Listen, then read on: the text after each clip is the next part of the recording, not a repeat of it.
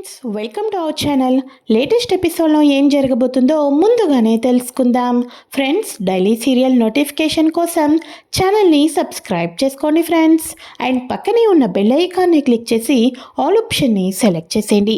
ఇక కోర్టులో చాణక్య గారైతే చాలా తెలివితేటలతోటి యువర్ ఆనర్ అర్జున్ కేసును కావాలని తప్పుడు దోవ పట్టిస్తున్నాడు, అసలు సంబంధం లేని వాళ్ళని తీసుకుని వచ్చి ఇంట్రాగేషన్ చేస్తున్నాడు, ఆయన దగ్గర తగిన సాక్ష్యాధారాలు లేవు, ఎప్పటికైనా న్యాయము ధర్మము అనేవి మాత్రమే గెలవాలి.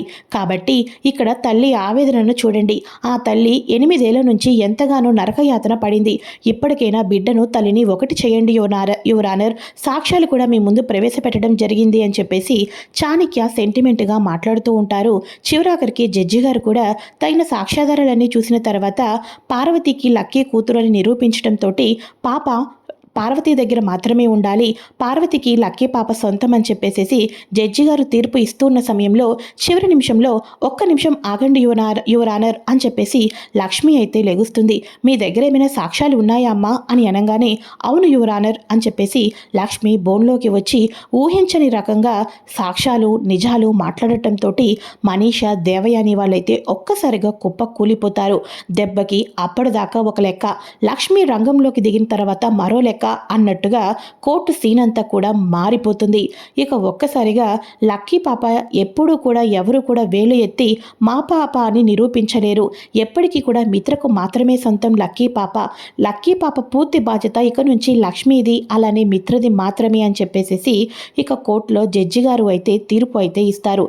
మరి ఇంతకీ చివరి నిమిషంలో లక్ష్మి ఎటువంటి నిజాలు బయటపెట్టింది? పాప మన లక్కీ పాప మిత్రకు మాత్రమే సొంతం, లక్ష్మికి మాత్రమే సొంతమని జడ్జి గారు ఏ యొక్క సాక్ష్యాధారాలు చూసి తీర్పు ఇచ్చారు? ఇవన్నీ కూడా తెలుసుకోవాలి అనుకుంటే ఫ్రెండ్స్, ఈ వీడియోని ఎక్కడ స్కిప్ చేయకుండా చివరి దాకా చూసేసేయండి. ఇక అర్జున్ చాలా గట్టిగానే బలంగానే పూర్తిగా అయితే అందరిని నిలదీస్తూ ఉంటాడు. అసలు సరయుకి ఈ కేసుకి ఏం సంబంధం అని చెప్పేసేసి, అసలు సరియు ఇక్కడ ఉన్న లాయర్ గారి యొక్క పూర్తి యొక్క రూమ్ బిల్స్ కానీ, ఫుడ్ బిల్స్ కానీ, ఎయిర్పోర్ట్ ఛార్జెస్ కానీ ఎందుకని సరియు ఇలా ప్రవర్తిస్తుంది, సరియు ఎందుకు కడుతుంది, ఇవన్నీ కూడా సరియుని అడుగుతూ ఉంటారు. అంతేకాకుండా పార్వతికి నువ్వు జన్మనిచ్చినప్పుడు అక్కడ ఉన్న వాతావరణం ఎలా ఉంది, అంత వానలో, అంత వర్షంలో, అంత చీకటిలో నువ్వు ఒక్కదానివే నడుచుకుంటూ హాస్పిటల్కి వచ్చి అడ్మిట్ అయిపోయావంటే మేము నమ్మలేకపోతున్నామే అని అనగానే వర్షం ఏంటి అని పార్వతి అంటూ ఉంటుంది కదా. యువర్ ఆనర్, తినకి డెలివరీ అయిన సమయంలో వర్షం పడుతుందన్న విషయం కూడా తెలియలేదు అని అనగానే పురిటి నొప్పుల ముందు అవేమీ తెలియవు యువర్ ఆనర్ అని చెప్పేసి మరో పక్క చాణక్య కూడా అంటూ ఉంటాడు కదా. అయితే ఈ డిస్కషన్ మొత్తం వాడివేడిగా జరిగిన తర్వాత జడ్జి గారు 2 గంటల విశ్రాంతి టైం అయితే తీసుకుంటారు. ఆఫ్టర్ 2 అవర్స్ తర్వాత ఇక పూర్తిగా నిజాలన్నీ బయటపడతాయి అనుకునే లోపల మనీష, అయినా ఏంటి మిత్ర, లక్ష్మి ఏంటి ఇప్పుడు ఇలా బయటపడుతుంది, మన మేనేజర్ భాస్కర్ ఇంట్లో తను ఉందని చెప్పేసేసి నిజం ఇప్పటిదాకా చెప్పలేదు, లక్ష్మి మోసగత్తే అని మరోసారి నిరూపించుకుంది మిత్ర అని చెప్పేసి మనీష పుల్లలు వేసే ప్రయత్నం చేస్తూ ఉంటే మిత్ర అంటూ ఉంటాడు కదా, లేదు మనీష, నాకు లక్ష్మి కళ్ళలో నీతి నిజాయితీ కనిపించింది, ఆల్రెడీ లక్ష్మి నాకు చెప్పింది, రేపు కోర్టులో మీకు నిజం చెప్తున్నానండి, మళ్ళీ మీరేమంటారా, ముఖం ఎదురుపడితే ఎటువంటి సమస్యలు ఎదుర్కోవాలా అని మాత్రమే మీకు ఇంతకాలం నిజం చెప్పలేదు అని నాకు లక్ష్మి చెప్పింది అని చెప్పేసేసి మిత్ర కూడా మనీషాకు గట్టిగానే సమాధానం చెప్పడంతో ఏంటో ఇంత బలమైన నమ్మకం అని చెప్పేసేసి మనీష అనుకుంటూ ఉంటుంది. 2 గంటల తర్వాత ఇక మళ్ళీ కూడా కోర్టు అయితే మళ్ళీ తీర్పు అయితే ప్రవేశపెడుతూ ఉంటారు కదా. ఇక బిడ్డ అనేవాళ్ళు తల్లికి మాత్రమే సొంతం కావాలి యువర్ ఆనర్, మనం చట్టరీత్యా న్యాయాన్ని ధర్మాన్ని గెలిపించే ఒక మంచి ఉన్నతమైన స్థితిలో ఉన్నాం, మన కారణం చేత అన్యాయంగా ఒక తల్లికి బిడ్డ అనేవాళ్ళు దూరం కాకూడదు. ఆ తల్లి 8 సంవత్సరాల నుంచి బిడ్డ దూరం అయిపోయి బాధలో ఉంది. ఆ బిడ్డ కోసమే ఎన్నో పనులన్నీ చేసుకుంటూ బిడ్డ కోసం ఇంత దూరం వచ్చింది. మనం ఆ బిడ్డతో పాటే ఆ తల్లిని తిరిగి ఆనందంతో తిరిగి పంపించాలి. మిత్రకి కొడుకు ఉన్నాడు, పార్వతికి కట్టుకున్న భర్త లేడు, కడుపున పుట్టిన బిడ్డ కూడా లేకపోతే తన పరిస్థితి ఏమవుతుందో ఆలోచించండి యువర్ ఆనర్ అని చెప్పేసి ఇక పూర్తిగా మొత్తానికి కూడా ఉన్నాయన్నీ కూడా రిపోర్ట్స్, అన్ని అబద్ధాల రిపోర్ట్స్, ఫేక్ రిపోర్ట్స్ అన్నీ తయారు చేస్తాడు కదా, అవన్నీ కూడా ఇచ్చేస్తారు. అవన్నీ ఇచ్చేసిన తర్వాత పూర్తిగా అంతా కూడా చర్చించిన తర్వాత లాయర్ గారు జడ్జి గారు వచ్చేసేసి ఇక సాక్ష్యాధారాలన్నీ కూడా 1-2 సార్లు చూసిన తర్వాత లక్కీ అనే పాప పార్వతీ కూతురే అని ఇక్కడ స్పష్టంగా సాక్ష్యాధారాలు తెలిసాయి. కాబట్టి ఈ లక్కీ పాప పార్వతికి మాత్రమే సొంతం అవుతుందని, పార్వతిని లక్కీ పాపను తీసుకొని వెళ్లాల్సిందని చెప్పేసి కోర్టు వారు నిర్ణయం అయితే వ్రాతపూర్వకంగా తీసుకుంటున్నారు అని చెప్పేసి అనుకుంటూ స్టాంపు వేస్తూ ఉన్న సమయంలో ఒక్క నిమిషం ఆగండి యువర్ ఆనర్ అని చెప్పేసి లక్ష్మి అయితే రంగంలోకి దిగుతుంది. మీ దగ్గర ఏమైనా సాక్ష్యాలున్నాయా అని అనగానే ఎస్ యువర్ ఆనర్ అని చెప్పేసి లక్ష్మి అనగానే ఏం మాట్లాడాలనుకుంటున్నా వచ్చి బోన్లోకి వచ్చి మాట్లాడండి అని చెప్పేసి అనగానే ఇక అప్పుడు లక్ష్మి బోన్లోకి అయితే వస్తుంది. మీ దగ్గర ఉన్న సాక్ష్యాలు ఏంటి అని చెప్పేసి అనగానే సాక్ష్యాధారాలు అయితే ఇక లక్ష్మి అయితే కోర్టు వారికి ఇస్తుంది. కోర్టు వారికి ఇవ్వటంతో ఒక్కసారిగా జడ్జి గారు అయితే షాక్ అయిపోతారు. ఏంటి ఇది నిజమా అని అనగానే ఎస్ యువర్ ఆనర్ మీరు చూస్తున్నది అక్షరాల నిజమే అని చెప్పేసి అనగానే అప్పుడు చాణక్య అంటూ ఉంటారు, అవేంటో మేము చూడొచ్చా యువర్ ఆనర్ అని చెప్పేసి అనగానే ఇక పార్వతీ లక్కీ పాపకు తల్లి పార్వతి కానే కాదు, లక్కీ పాపకు కన్న తల్లి లక్ష్మి అని ఇక్కడ పూర్తిగా DNA టెస్ట్ రిపోర్ట్లో తేలిపోయింది అని చెప్పేసి అనగానే ఇక మనీషా అయితే ఒళ్ళంతా చెమటలు పట్టేసేసి ఇదేంటంటే ఒక్కసారిగా ఇంత పెద్ద నిజాన్ని లక్ష్మి ఇలా బ్లాక్ చేసింది అని చెప్పేసేసి అందరూ కంగారు పడిపోతూ ఉంటారు. ఇక వెంటనే చాణక్య అంటూ ఉంటాడు, యువర్ ఆనర్ తనే కన్న తల్లి అయినప్పుడు ఇన్ని కోర్టు దాకా ఎందుకు తీసుకొని రావాలి, ఇదంతా ఫేక్ రిపోర్ట్స్ అని అనగానే మీరు తీసుకువచ్చినవే ఫేక్ రిపోర్ట్స్ యువర్ ఆనర్ అని చెప్పేసి లక్ష్మి చెప్తూ ఉంటుంది. చూడండి యువర్ ఆనర్, భాస్కర్ అన్నయ్య ఇంట్లో ఉన్నది నేను. మిత్ర గారు పాపని ఎవరి దగ్గర నుంచి తీసుకున్నారు? భాస్కర్ అన్నయ్య దగ్గర నుంచి తీసుకున్నారు. భాస్కర్ అన్నయ్య ఇంట్లో ఉండి నవమాసాలు బిడ్డను మోసి హాస్పిటల్కి వెళ్ళిన తర్వాత నాకు కవల పిల్లలు పుట్టారు. నాకు కవల పిల్లలు పుట్టిన తర్వాత ముందు పాప పుట్టింది. పాపను భాస్కర్ అన్నయ్య కాబట్టి నా అన్నయ్య అక్కడ ఉన్న నర్సెస్ వచ్చి భాస్కర్ అన్నయ్య చేతిలో పెట్టారు. ఆ తర్వాత నాకు బాబు పుట్టాడు. బాబుని చూసిన నేను ఇక అక్కడి నుంచి వేరే ఊరు వెళ్ళిపోవాలని నిర్ణయించుకొని వెళ్ళిపోయాను. నా అన్నయ్య చేతిలో నా కూతురు మిగిలిపోయింది. ఆ బిడ్డ అనాథ కాకూడదు అని నా భర్తే తీసుకున్నారు. ఈ ప్రపంచంలో ఏ తండ్రి చేయని ఒక గొప్ప పని ఏంటి అంటే తన కూతుర్ని తానే అడాప్ట్ చేసుకోవటం జరిగింది యువర్ ఆనర్. ఇది అక్షరాల నిజం. కావాల్సి వస్తే పార్వతి ఎలా అయితే DNA టెస్ట్ చేసిందో మీరు కూడా అలానే నేను కూడా DNA టెస్ట్ పేపర్స్ తీసుకొని వచ్చాను. చూడండి యువర్ ఆనర్ చూడండి అని చెప్పేసి ఇక పాప కన్న తల్లికి మాత్రమే సొంతం కావాలి అని అంటున్నారు. ఇప్పటికైనా నిజం తెలుసుకోండి యువర్ ఆనర్ అని చెప్పేసి లక్ష్మి అనగానే ఇక వెంటనే పార్వతిని చూసిన అర్జున్, పాప లక్ష్మి కూతురు, మరి నీ కూతురు ఎలా అయింది? ఎందుకని ఇన్ని అబద్ధాలు చెప్తున్నావు నువ్వు? ఇప్పటికీ నిజం ఒప్పుకోకపోతే నీ పట్ల కఠిన కారాగార శిక్షలు రెడీగా ఉన్నాయి, గుర్తుపెట్టుకో అని అర్జున్ అనగానే ఇక పార్వతి భయపడిపోతూ ఉంటుంది. నన్ను క్షమించండి యువర్ ఆనర్, నన్ను క్షమించండి. ఇదంతా కూడా డబ్బు కోసం ఆశపడి చేశాను. లక్కీ నా కూతురు కానే కాదు. లక్కీని నాతో పంపించవలసిన అవసరం ఏమీ లేదు యువర్ ఆనర్, లేదు ఏమీ లేదు. ఈ సరయునే నాకు ఇదంతా నటించమని చెప్పింది, పాపను తీసుకొని వెళ్ళిపోమని చెప్పింది. డబ్బు కోసం చేశాను తప్ప మరి దేనికి కోసం కాదు. నాకు కూడా ఫ్యామిలీ ఉంది. నా కోసం కూడా అక్కడ నా బిడ్డలు ఎదురు చూస్తూ ఉంటారు. ఏదో పొట్టకోటి కోసం ఇదంతా చేశాను యువర్ ఆనర్, పొట్టకోత కోసం చేశాను. నన్ను క్షమించండి యువర్ ఆనర్, నన్ను క్షమించండి. నాకు ఎటువంటి కేసులు వేయొద్దు, సరియు మేడం చేయమంటేనే చేశాను అని చెప్పేసి అనగానే ఇక వెంటనే సరియు ఇదేంటిది నన్ను ఇలా అడ్డంగా బుక్ చేసింది అని అనుకుంటూ ఉండగా సరియు అనుకుంటూ ఉంటుంది, ఇదంతా కూడా మనీషా మూలానే చేశానని నేను కూడా నిజం చెప్పేస్తాను అని చెప్పేసేసి ఇక తాను కూడా మనీషా గురించి చెప్పాలనుకుంటున్నప్పుడు ఇక సరియుకి ఒక నెల రోజుల జైలు శిక్ష వేస్తారు కదా. అమ్మో, నేను జైల్లో ఉంటే నన్నెవరు విడిపిస్తారు? ఈ మనీషా బయట ఉంటేనే కదా నన్ను విడిపించేది అని చెప్పేసి సరియు మళ్ళీ మౌనంగా ఉండిపోతూ ఉంటుంది.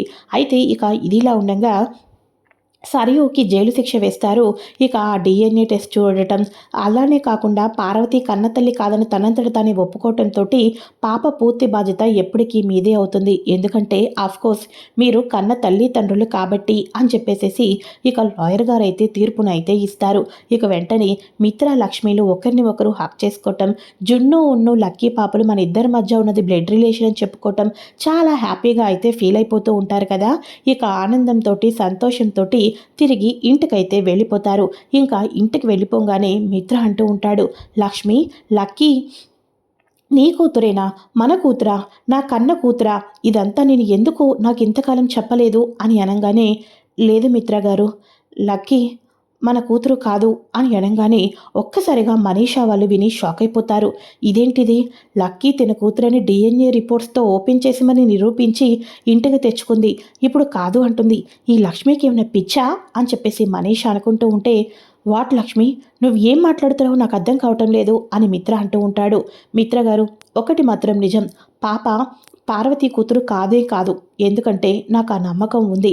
పార్వతి కూతురు కాదు అని చెప్పేసేసి నాకు పూర్తి నిజాలన్నీ కూడా తెలుసు.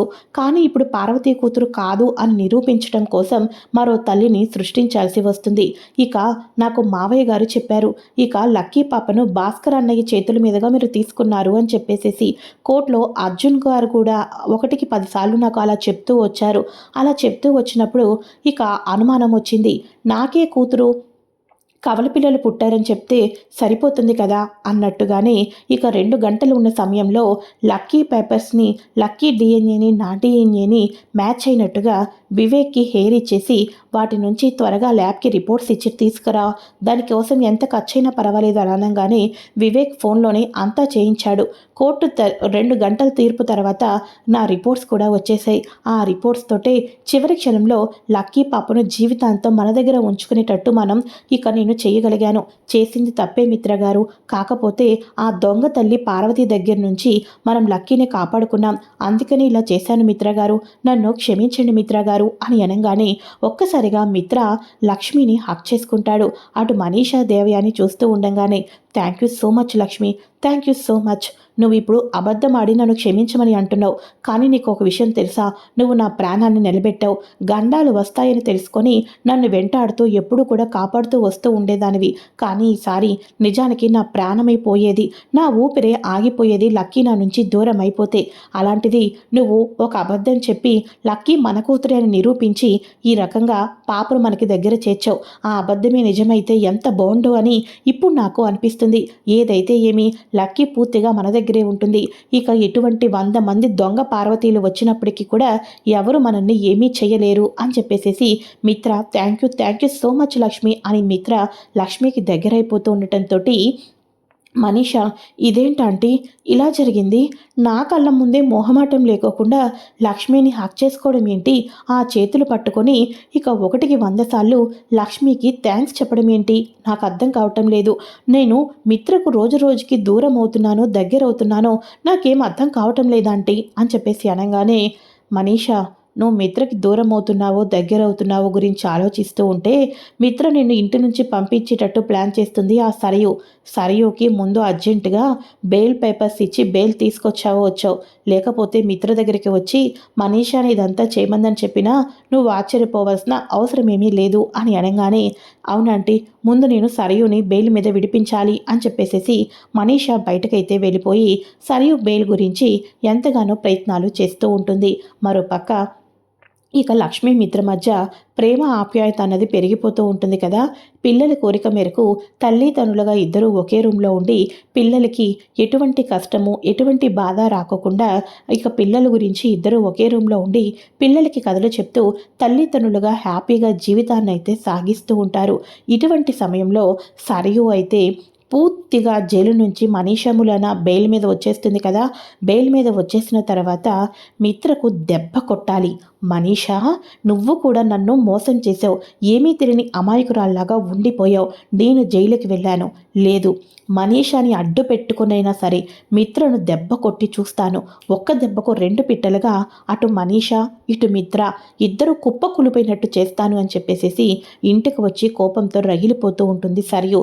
ఇంత ఆవేశంతో ఉన్న సరియు ఉదయమే లేచి తన మేనేజర్ తోటి ఊహించిన రకంగా ప్లాన్ అయితే గీస్తుంది. మరి ఇంతకీ సరియు వేసిన ప్లాన్ తోటి ఇటు మనీషాను అటు మిత్రను ఇద్దరిని కూడా కుప్పకూల్చేయాలని చెప్పేసి ప్రయత్నాలు చేస్తూ ఉంటుంది కదా. మరి ఏ రకంగా చేస్తుందో చూస్తూ ఉండాలి. మరోపక్క లక్ష్మి, థ్యాంక్ యూ అర్జున్ గారు అని అనగానే, కేసు తీసుకున్నాను కానీ నేను ఏం చేశాను లక్ష్మి అని అనగానే, పాప నా కూతురే అన్నట్టుగా నాలో అనుమానాన్ని పెంచింది మీరే, మీరు వచ్చారు కాబట్టి, మీరు కూడా ఆ టైంలో మున్నార్లో ఉన్నారు కాబట్టి, నా గురించి మీకు పూర్తిగా తెలిసింది కాబట్టి ఇదంతా మంచిగా జరిగింది.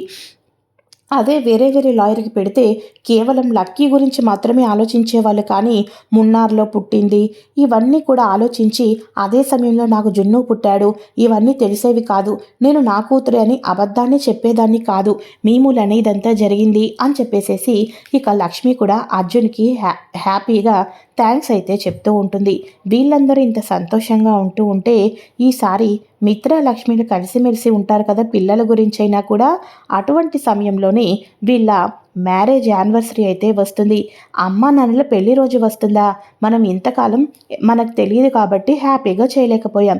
ఈసారి అమ్మా నాన్నల పెళ్లి రోజుని చాలా గ్రాండ్గా జరిపించాలి అని చెప్పేసేసి లక్కీ జున్ను అనుకుంటూ ఉంటారు. అనుకున్నట్టుగానే వివేక్ జాను వాళ్ళందరూ కూడా కలిసి లక్ష్మీ మిత్రల పెళ్లి రోజు ఫంక్షన్ని గ్రాండ్గా నిర్ణయించాలని చెప్పేసి అనుకుంటూ ఉంటే ఆ ఫంక్షన్ రోజే సరియు కూడా ప్లాన్ అయితే చేస్తూ ఉంటుంది. ఇది friends latest episode. Next episodes కోసం తప్పకుండా ఛానల్ని సబ్స్క్రైబ్ చేసుకొని పక్కనే ఉన్న బెల్ ఐకాన్ని క్లిక్ చేసి ఆల్ ఆప్షన్ని సెలెక్ట్ చేసేయండి. Thanks for watching friends. Bye.